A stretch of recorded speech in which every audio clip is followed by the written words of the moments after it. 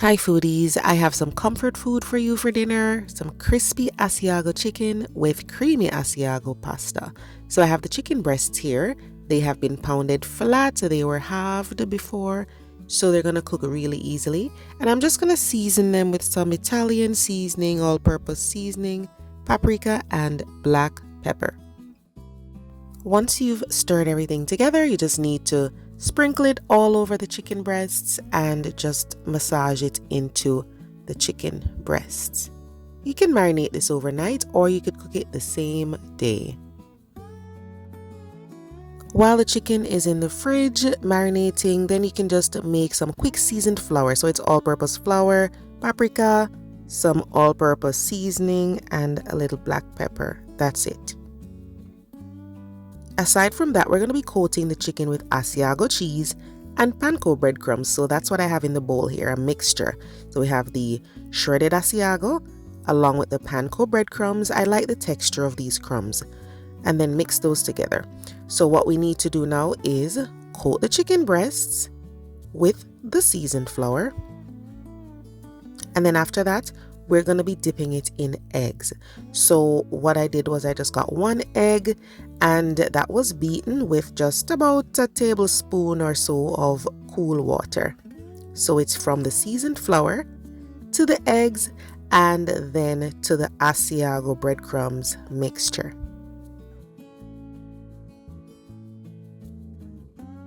You want to make sure that you get enough egg on there so the coating can stick, and then just press it into the chicken breast. So that Asiago coating, press it in carefully. And then what I do is I just put them in the fridge to chill for about 25 to 30 minutes. I find that it helps the coating just to stick a little easier to the chicken. So you can put it on a wire rack and let it rest in the fridge till you're ready to make it.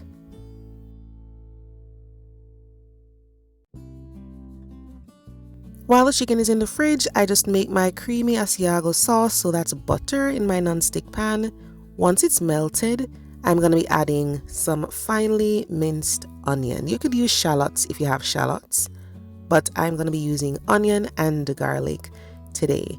So I'm just going to cook the onion over, low to medium heat until it gets nice and fragrant, of course. Then I'll add the garlic. And once we add the garlic, we're going to do the same thing. Cook it until you get that beautiful aroma. You don't need them to be brown, just cooking them gently.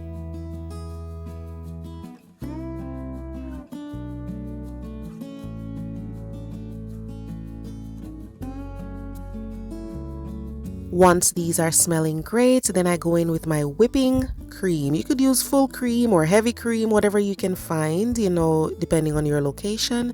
I'm using whipping cream today.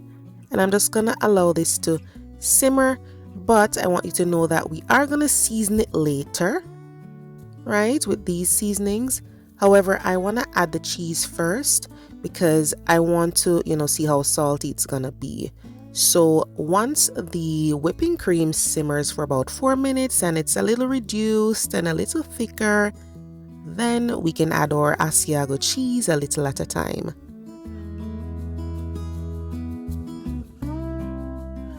So this has simmered for a bit and now we're going to be adding the cheese a little at a time.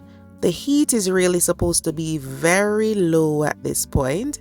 So turn it down or turn it off, and here comes my sous chef, my son, with his hand right there. He just took the spatula from me so he could stir.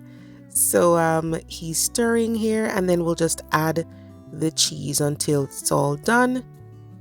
And after that, we'll give it a taste and season the sauce to taste.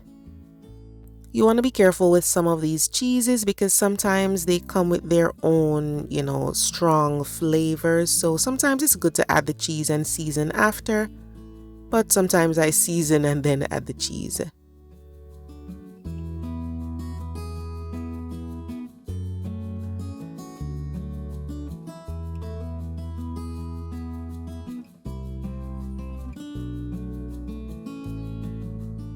So what I go in with is, some seasoned salt, pepper, onion powder, garlic powder, some Italian seasoning, and I do all of this to taste. I do not measure for this part.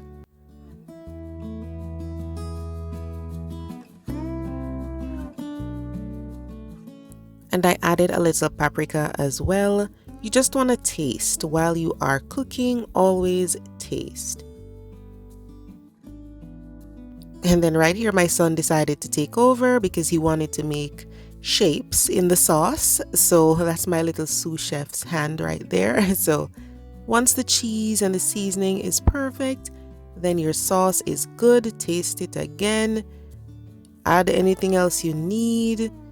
And then all that's left now is to keep it on a low heat and then do your chicken.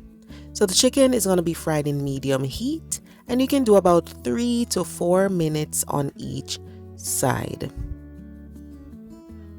While you're frying the chicken, the sauce, you want to make sure that the heat isn't high, but you want to keep it warm as well. So keep it on a very low heat, or if you want to, when you're done frying the chicken, you can just reheat the sauce a bit. If it's too thick, you can always add some more cream to it. So let's fry these chicken pieces up. And then once they are crispy and nice, then you're going to be draining them on a wire rack to keep them crispy.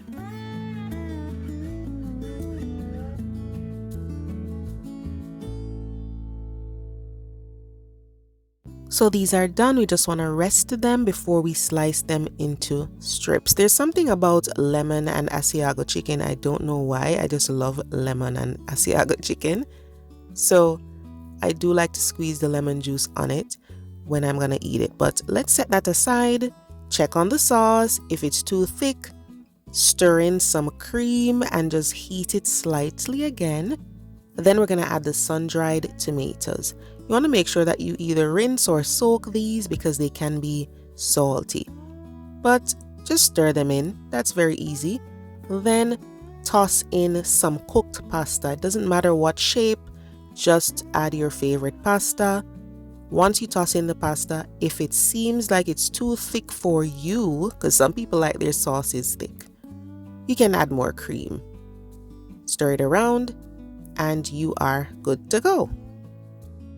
Another thing you could add to this is some cooked bacon bits or even mushrooms, but we're not doing that today. We're keeping it easy, and then you just need to top it off with your sliced chicken breasts.